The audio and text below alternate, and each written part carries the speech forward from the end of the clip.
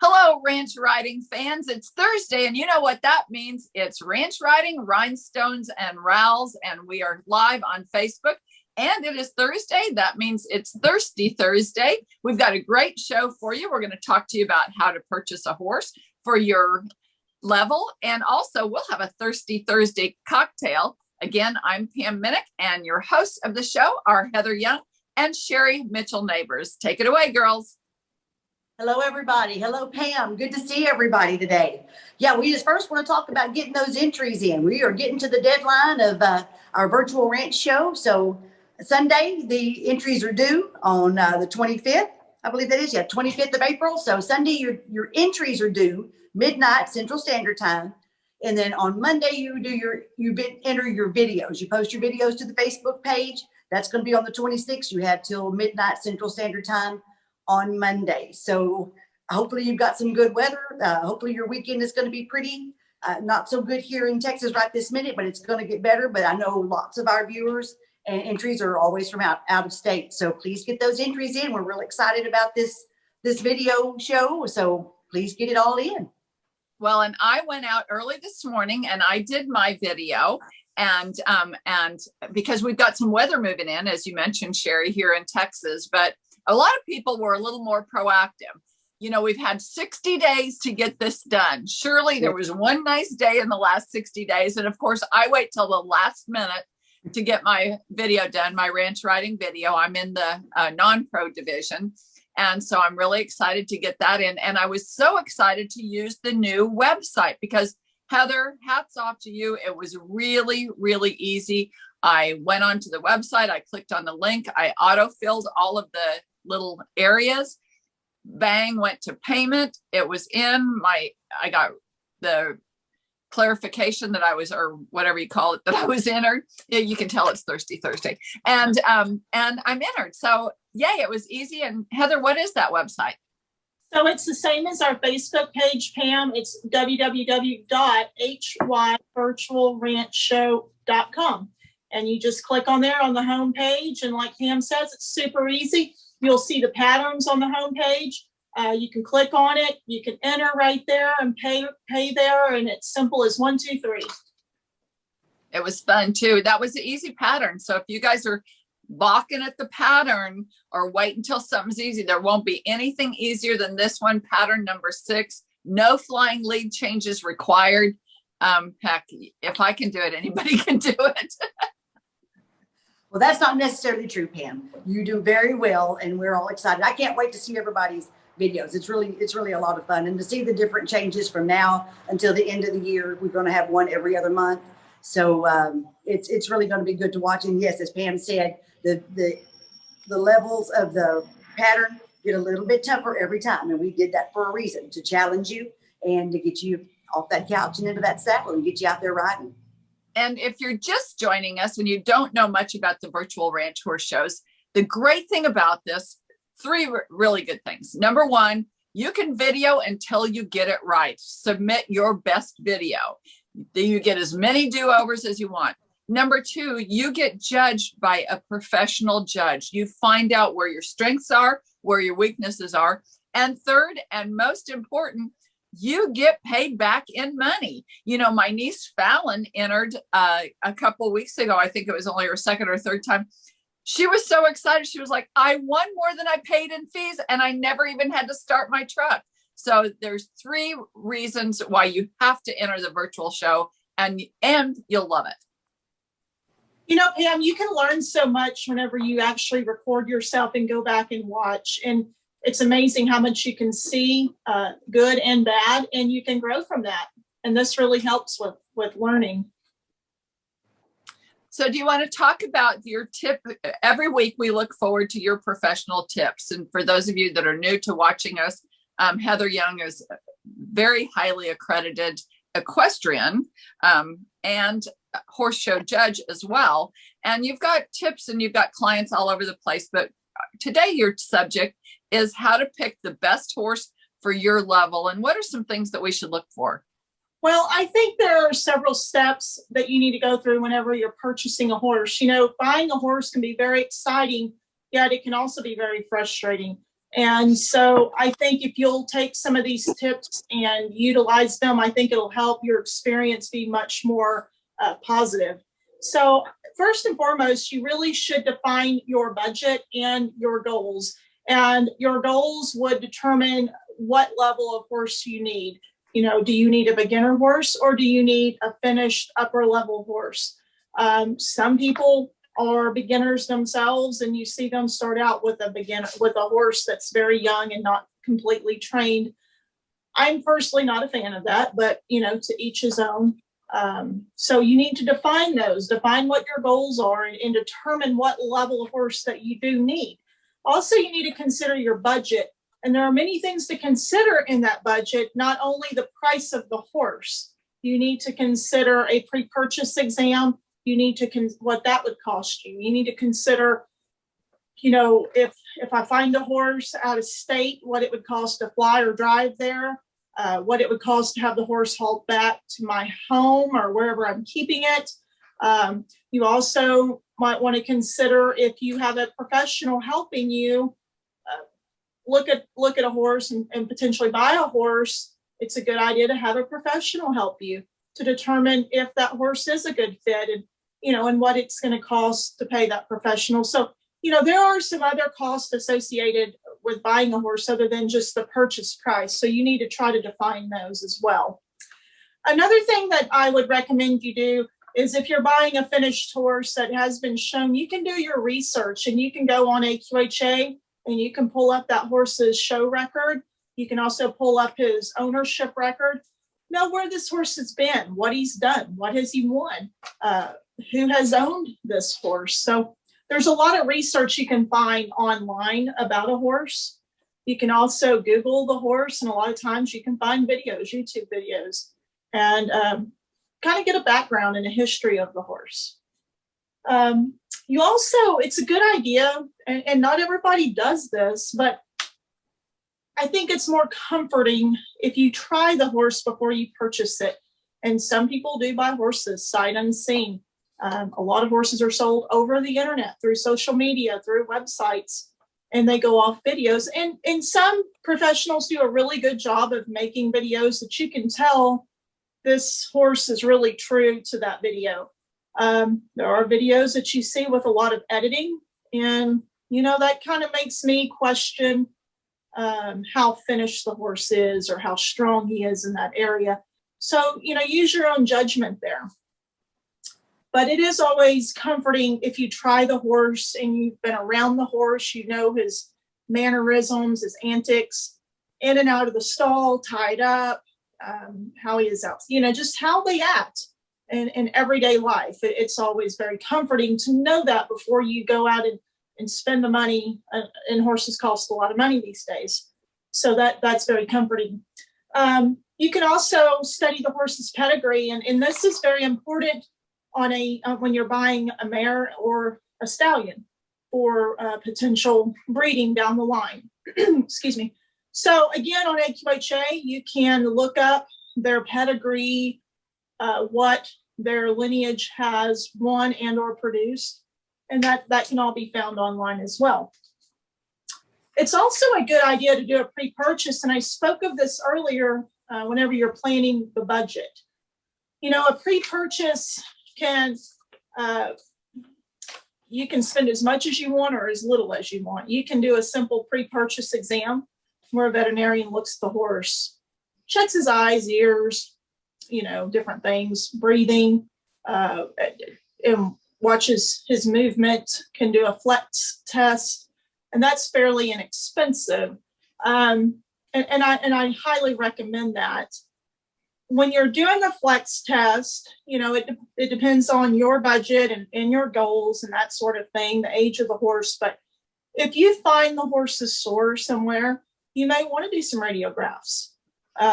Some people who are buying prospects to be futurity horses, like in the reining, cow horse cutting, when they buy prospects, they want to do a full set of radiographs, because they're not only are they about to spend a lot of money on the horse's purchase price, they're also about to spend a lot of money on training for 2 years, and also the entry fees to those futurities. So again, that goes back to number one. What are your goals? What is ultimately your goal with this horse? What level do you want to go to? And so there's, like I said, when you do a pre-purchase, you can do as little as the veterinarian just look over the horse. He can do a flex test where he lifts up his joints and puts them in awkward position and trots the horse off. If he's dead laying, there's probably something significantly wrong. If he's not, the veterinarian can tell he's not laying from that, then, chances are he may be okay. If you don't have a trainer, it's a good idea to consult a professional to have them help you evaluate this horse and help you make a good, sound decision on whether or not this horse is a good fit for you. Because when you go to buy a horse, the person wants to sell the horse ultimately. It's no different than, well, I mean, I guess it can be different, but it's similar to driving up to a car lot. I know everybody's done this. You pull into a car lot and here come the salesmen. They just flog out there and they're all over you and trying to get your business. They are trying to sell you a car. Well, that also happens with horses. And so it's a good idea if you don't have a trainer helping you, you can go on AQHA and there's a list of professional horsemen in that, just find one in the area where the horse is or one in your area or whatever, and pay them to help you evaluate this horse and see if he is a good fit for you.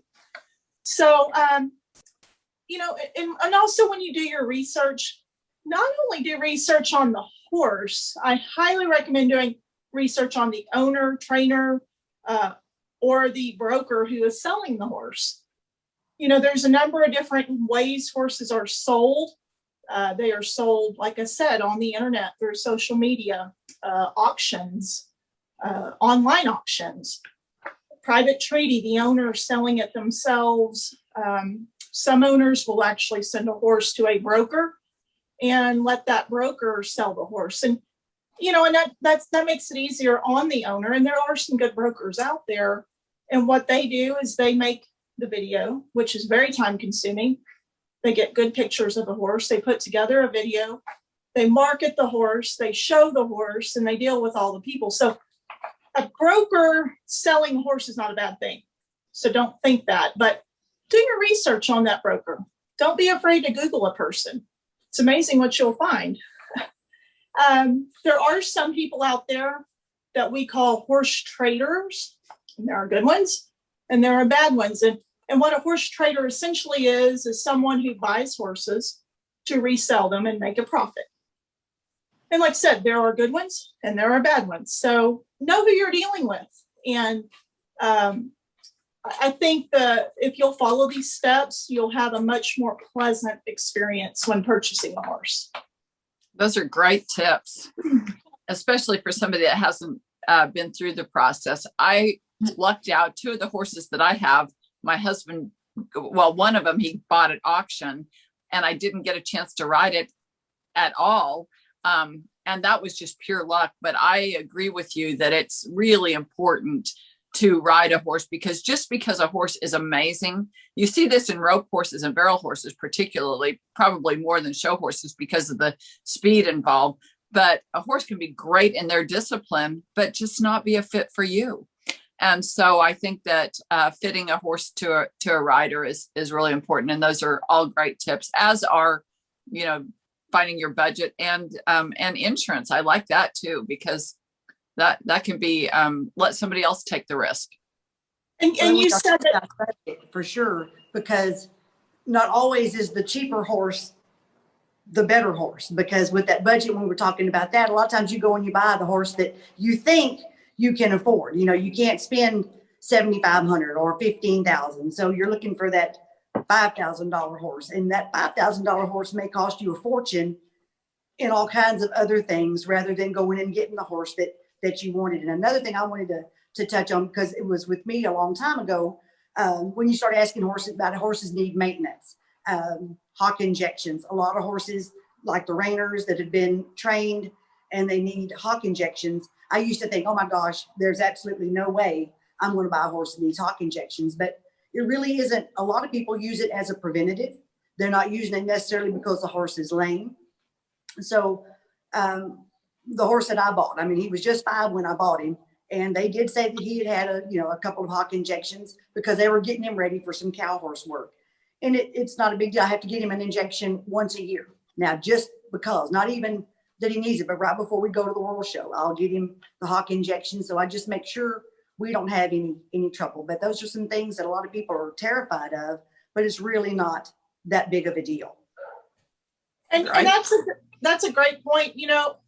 Any horse that has ever done anything in his life, it's highly unlikely that they will radiograph completely clean and be 100% clean and perfect. I don't think there's any individual out there that is 100% perfect. Person, human being, animal, whatever. It's a matter of what can you deal with. And it goes back to the first thing I said, what is your budget? How hard am I going to ride this horse? How often am I going to ride this horse? So how often would this horse potentially need injections at a cost of XYZ? There's a lot, that number one element is what is your budget and what is your goal? Where do you want to be? Where do you see yourself being? And if you'll keep going back to that budget and that goal and understanding that there are costs involved with buying horses and owning horses and showing horses, can I afford this horse? And another thing you said is that, and I'm not knocking a horse that costs $5,000, but what I do want to make people understand is this horse right for you? It costs you $5,000, $500, $50, $50,000, whatever. It has to be the right fit. And is he going to kill me? Exactly.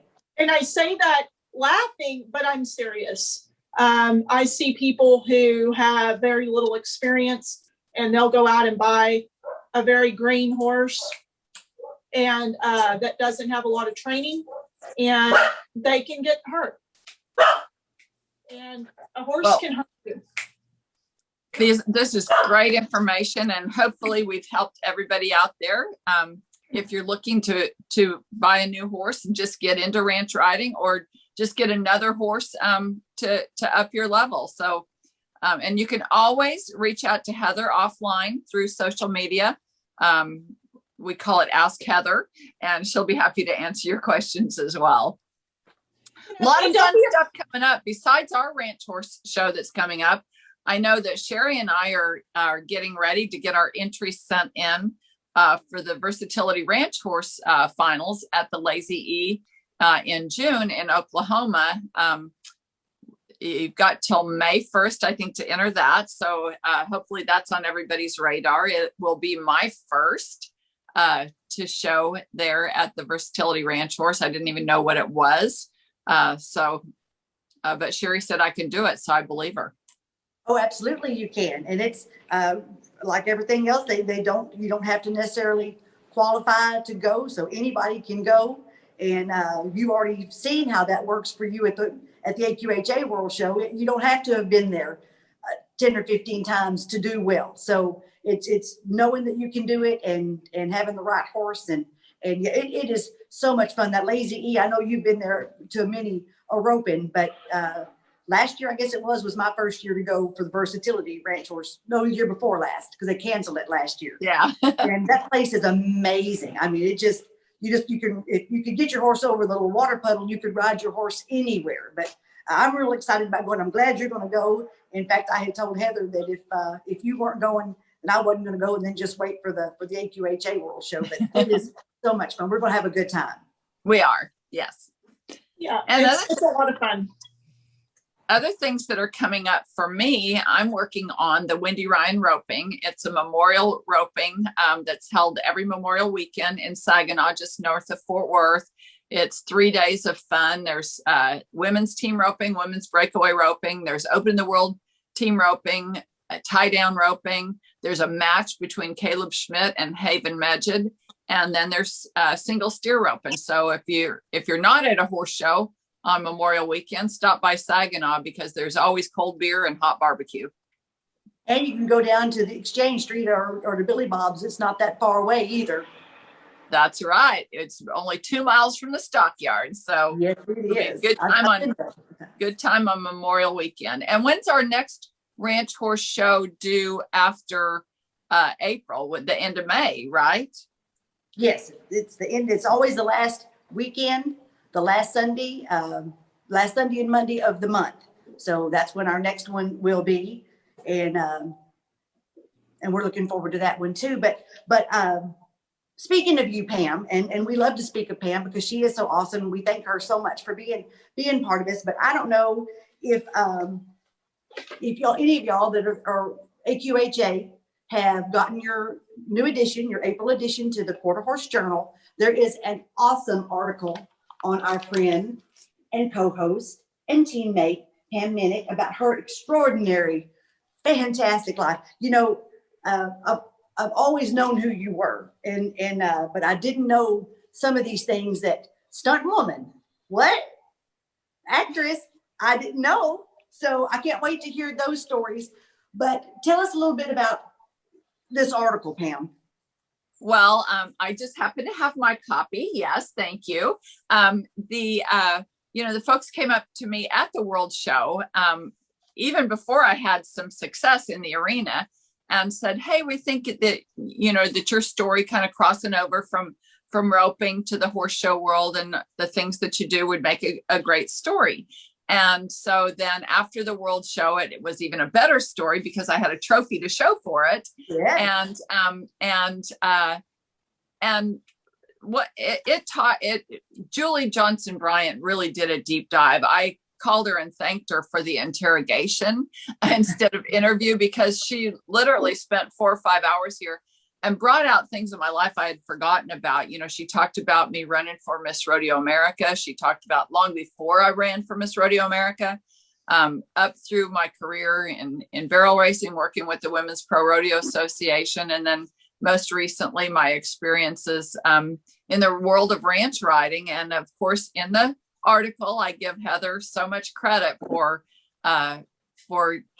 teaching me those fine points, because as she said, just even about videos, my first foray was actually the virtual ranch horse shows, because I was too chicken to enter a real show. So it really gave me the guts to enter. So yeah, thank you so much. And B Silva took some amazing pictures. And I think the main thing that the story brings out is, no matter how old you are, and I'm closer to 70 than I am to 65, no matter how old you are, you're never too old to try something new. And one of the things that I said in there is you've got a 50-50 chance of succeeding or failing either way. So why not dip your toe in and try it?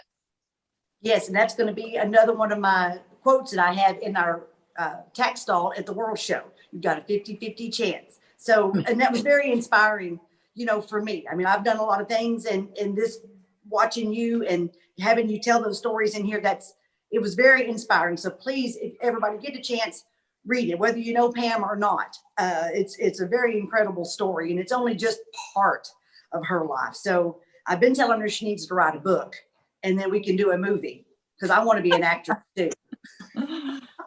So I will tell you, a couple of you asked about actressing. So I'm just going to leave you with this little tidbit before we get to our Thirsty Thursday, because I don't know about you, but I'm ready for a drink, or to finish another drink. So in the movie The Sacketts, which is from the Louis L'Amour novel, Yes. I played the wife of Tom Selleck.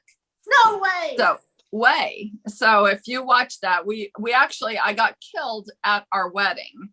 But when they shot that, they had, it takes a long time for a movie. So every day, especially after I got shot, we would have to go to our position, which was me laying on the ground and him laying on top of me, so, oh my gosh. so that was, it was a very hard job, but somebody had to do it. So that is terrible. I hope you got paid a lot for that. yeah. I still get paid for that. 30 years later, I still get little bitty checks. In fact, I got one on the counter, 17 cents. Yep. I'm gonna go get that just to show you. It's just Such a rough, There he is. such a rough life to have Tom Selleck laying on top of you every day. I'd pay them 17 take a look at this. cents. Look at this. 17 cents residuals. Yay. Awesome. This was actually for Walker Texas Ranger, but that's you get paid for a long, long time, but it's just not a lot. So what did you do Well, as Walker Texas Ranger? I was in several episodes of Walker Texas Ranger, so I'm not sure what this episode was for, but yeah, I did many things. That's incredible. Well, we're very proud of you, and we're very proud to have you with us. So thank you. I'm part of the fam. That's exactly right. And it's such a great inspiration that you are for women. You know, I think it's incredible. So thank you very much. Thank you guys Pam. for letting me be part of the team. Now, what are we drinking? Hey, that's exactly right. Thirsty Thursday is definitely my favorite part of the show. Now, Kobe couldn't be here, our bartender. Most of you probably don't know. He is an active duty with the Texas National Guard. So he is off to go do drill this weekend. And so he was going to come. Yes, thank you. And he was going to come this morning and we were going to film it, but then try to add it in. But then we just decided that he needed to get everything ready to go to drill. So he had that on his mind and he had to go get a fresh haircut and shave. So he needed a little time to look at himself before he came back out here without a beard. So we'll get to see that next Thursday. So it's going to be short and it's going to be simple. I am going to go to my must-have drink. And obviously I must have had it a lot because it's very almost empty. But my go-to drink and my must-have drink is TX, a nice icy mug, and some Diet Coke. So we just take that TX, pop that top, pour in there until, I don't know, 2 ounces, 4 ounces, 6 ounces. All of it sounds good. You know, Sherry, it kind of, for me, it depends on the day and what type of day I had. If I had a really good day, I might want to celebrate. And so it might be a 3-finger drink, or if I had a bad drink, it might be a 4-finger drink. It depends on the day, right? Exactly. And what is your go-to drink? Well, I think you know. That would be, I got Crown right here for you. We'll fix you a drink here in just a minute. Crown and Diet Coke? Hey, and then on Pam, I've got her vodka because I know she likes vodka. Mm-hmm. So I will see y'all shortly for a drink, but I just top it off with little, maybe some Coke. I like a little bit of fizz in mine, so I like to pour it till it fizzes. And man, that's it. It is TX and Diet Coke kind of day. It's still a little cool here. It's kind of cloudy, so I'm going to bring some sunshine to myself. So cheers. I just want to thank you all. Yeah, cheers. Well, Take us out of here, Heather. Take us out. Well, so you didn't tell everybody what Pam's favorite drink is. So mine is Crown and Diet Coke, and yours is TX and Diet Coke. And when I see Pam drink, it's just vodka. Straight vodka. No. That's why I've got a big bottle of vodka. I have sparkling lemon water in my vodka, or sometimes I'll drink Deep Eddy lemon vodka and sparkle it up a little bit. Yeah. I don't know if you can see what this says, but it says, I don't always drink when I rope. Oh, wait. Yes, I do. Because we talked about that earlier. And if you're going to rope, you have to drink. It's you have to, and you must. That's right. So everybody's going to think we're a bunch of lushes. It's after 5 o'clock and we've had a hard day.